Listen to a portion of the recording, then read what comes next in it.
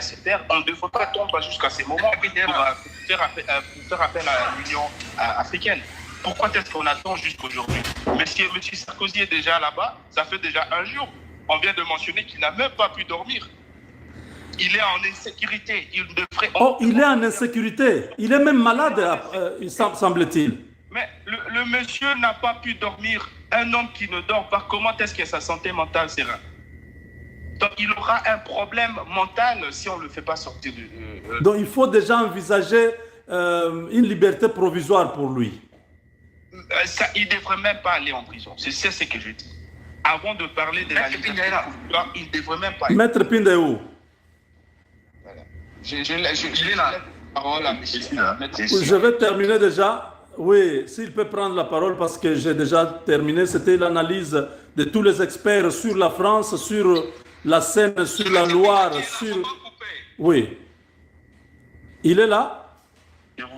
Oui, il est là. Je voudrais parler à haute voix.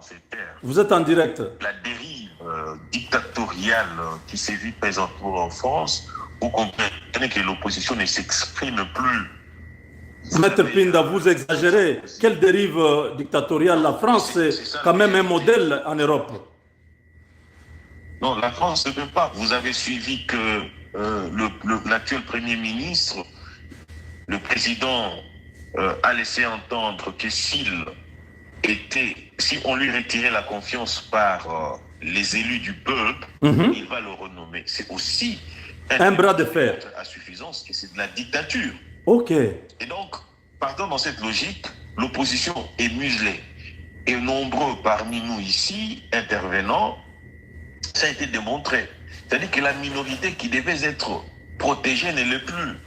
Les Hongrois qui se retrouvaient en Sarkozy, aujourd'hui, la France est à bord de l'explosion et nous pensons qu'une guerre civile peut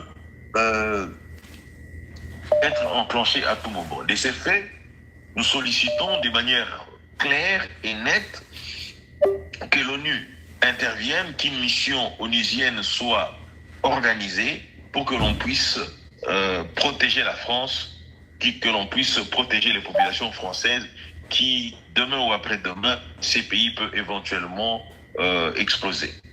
Voilà. En tout cas, merci beaucoup. Je ne sais pas s'il y a encore une personne qui a besoin d'intervenir. Je vois Papa Fofo en train de tenter. Attendez. Allô? Allô? Allô? Oui, vous avez la parole. Les autres ont déjà parlé. Vous avez aussi la parole.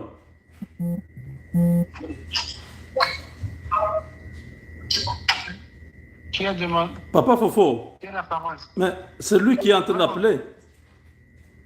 Mais il n'est plus là, il n'est plus là, il est parti. Oui, celui qui veut parler en dernier, il peut parler. Comme ça, nous terminons cette analyse sur la France qui est au bord de l'explosion.